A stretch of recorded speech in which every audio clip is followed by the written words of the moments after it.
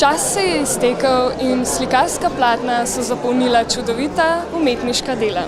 Tretji slikarski extempore na Bledu se je zaključil s podelitvijo nagrad in otvoritvijo razstave v festivalni dvorani.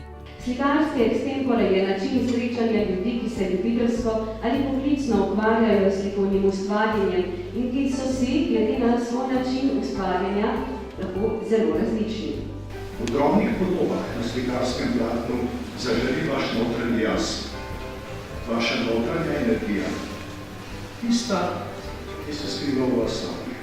V času od 6. do 13. oktobra je kar 78 slikarjev ustvarjalo na teme Arnold Rikli, Praznik čebel in na temo Po lastni izbiri. Kakšne kriterije je pri izboru najboljših slikarskih del upoštevala 4-članska žirija, nam je zaupala Ana Marija Kunstelj. Kot žirija si najprej vsa dela natančno ogledamo, zelo pomagajo že člani društva, da jih po tematikah razvrstijo, potem je pa treba izbirati in to izbiranje je največkrat zelo težko, ker so predvsem dela raznorodna, zelo različna.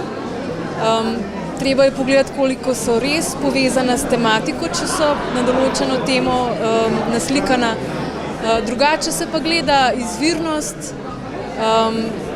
kakšne nove pristope k motivom, pa seveda tehniko, koliko je spretno naslikano, pa en ta poseben osebni pečat, ki ga vsak slikar ima, nekateri ga boljš izrazijo, drugi ga slabš in te karakteristike smo upoštevali pri izboru.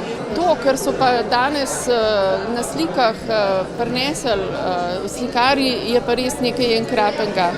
Da na tako temo dejansko najdejo toliko idej, ker motivika je res kar komplicirana, kot je tudi rekel dr. Globočnik.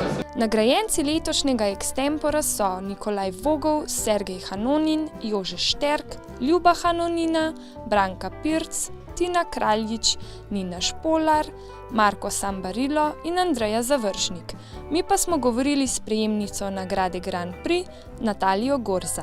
Svoje delo označujem kot avtobiografska, večinoma slikam ljudi in prijatelje svoje najbližje. Jaz sem po svoji stroki psihološki portretist, ampak tudi v naravi iščem izraz in oziroma tudi kompozicijsko preštudirana slika, katera je v bistvu neka ekspresija. Glede na vse, kar se zdaj dogaja z zemljo, z ekologijo in z vsem tem, sem potem v bistvu zapeljala v to, kaj bo leta 2055 na Bledu. Glede na to, da vemo, da je Rikli prišel na Bled leta 1855 in glede z vsem tem turizmom, ki prihaja na Bled zadnja leta.